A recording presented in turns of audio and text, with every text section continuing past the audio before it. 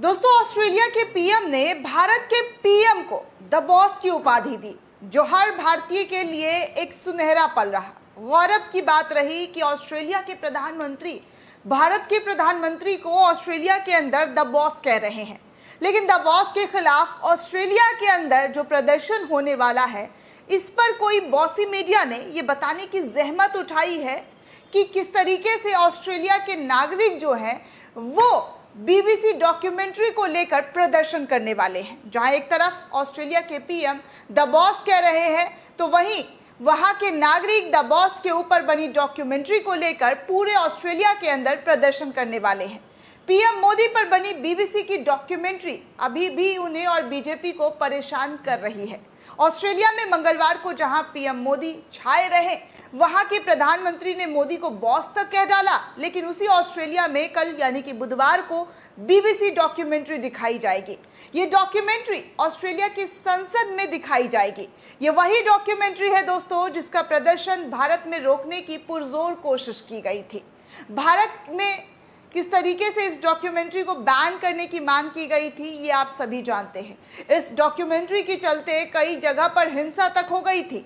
आपको ये भी बता दें दोस्तों कि भारत के द टेलीग्राफ, ब्रिटेन के द इंडिपेंडेंट ने इस संबंध में खबर की पुष्टि करते हुए कहा है कि भारत से जुड़े या भारत समर्थक संगठन कैनबरा में BBC documentary India the Modi question की स्क्रीनिंग करने वाले हैं।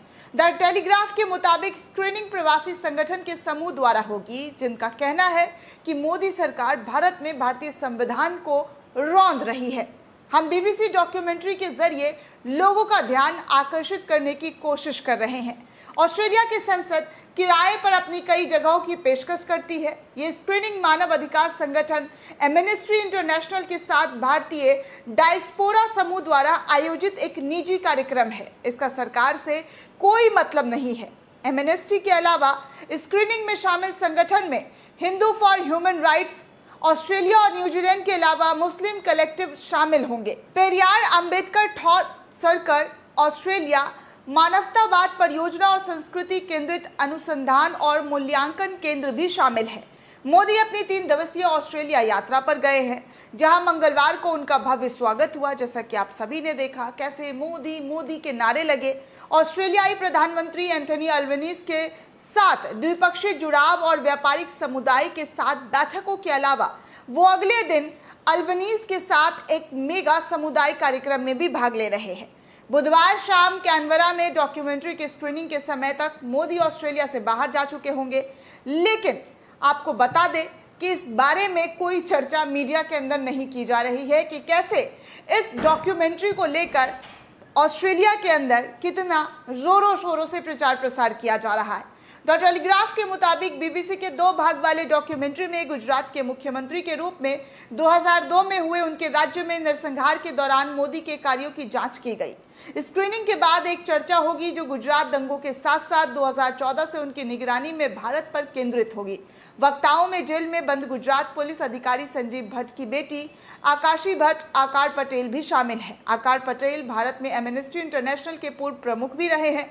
ऑस्ट्रेलिया सेनेटर डेविड श्रीवूज और जॉर्डन स्टील जॉन के अलावा ऑस्ट्रेलियाई ग्रीन्स के 2 सदस्य स्क्रीनिंग से चर्चा में भी बोलने वाले हैं। 2 सेनेटर ने अपनी उपनेता मेहरीन फारूकी के साथ अल्बनीज को पत्र लिखकर प्रधानमंत्री मोदी के साथ चल रहे मानव अधिकारों के हनन के बारे में चिंता जताने का भी आग्रह किया है, जो कई अल्पसंख्यक समूहों के उत्पीड़न में शामिल है। एक बड़े भारतीय समुदाय वाले अलग देशों में कई पश्चिमी राजनेताओं की तरह पत्र पर हस्ताक्षर करने वालों ने इस मुद्दे पर अपनी कई आकांक्षाओं का हवाला भी दिया है। इस पत्र में यह भी कहा गया है कि हमने पंजाबियों, कश्मीरियों, मानवाधिकार प्रचारकों के साथ साथ मुस्लिम और सिख समुदाय सहित व्यापक भारतीय प्रवासियों से सुना है जो भारत में अपने रिश्तेदारों और धर्म अभिव्यक्ति के विरोध और उसकी स्वतंत्रता के भविष्य के बारे में गहराई से चिंतित है।